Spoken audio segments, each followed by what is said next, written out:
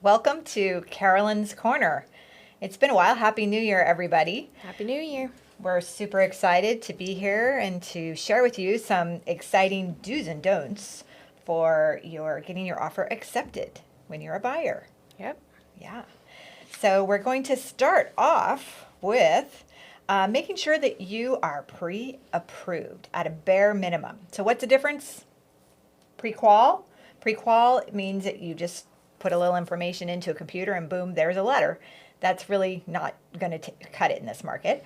So you need at least a pre-approval, which is where the lender will go through some information to verify that you actually could purchase the home. So you pre-approval at a bare minimum. But what is the best thing that we could do, Bree? Oh, you want to be fully underwritten if possible. We have a new contract that we can even put that you are, and it just looks better for you. You're kind of more processed.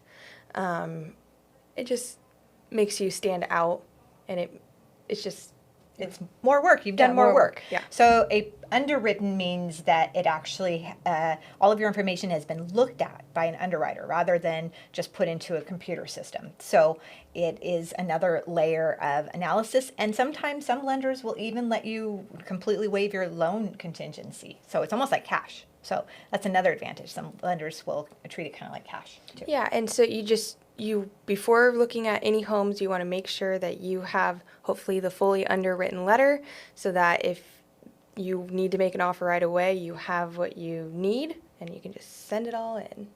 Right on. Yep.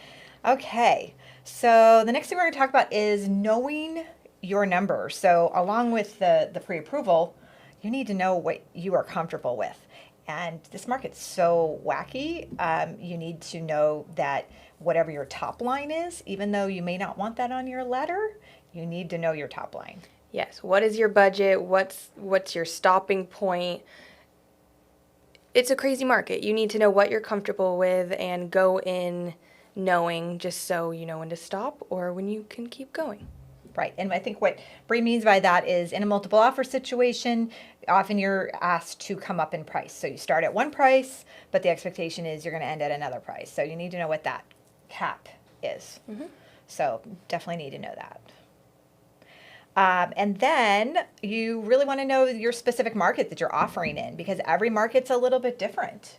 You know, like I know Bree's recent listing in La Habra, totally different market than my listing in Orange. Mm-hmm.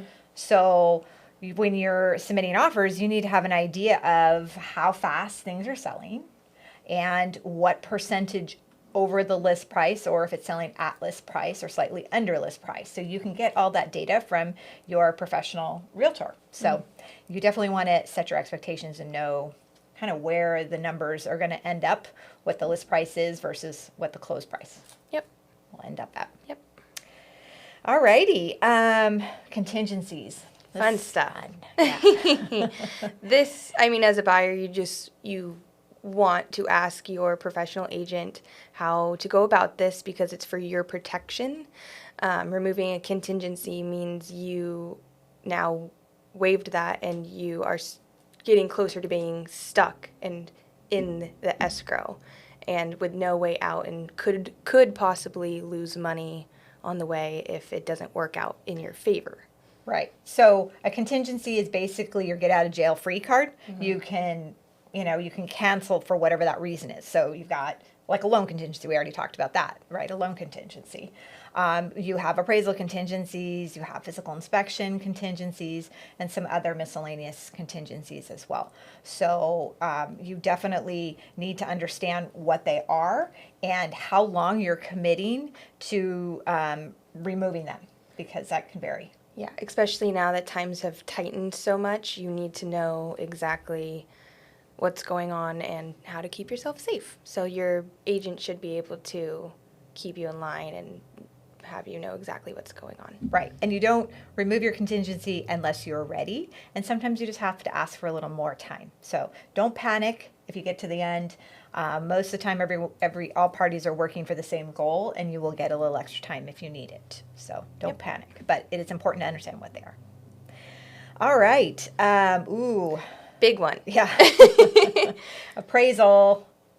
That's one of the contingencies, and boy, is that an interesting one right now. Yes. It's all over the place. I know agents that won't accept offers without removing a contingency, and then there's others that think it's not necessary and unsafe for their clients. So it's kind of all over the board right now. I guess it depends what kind of market you're in.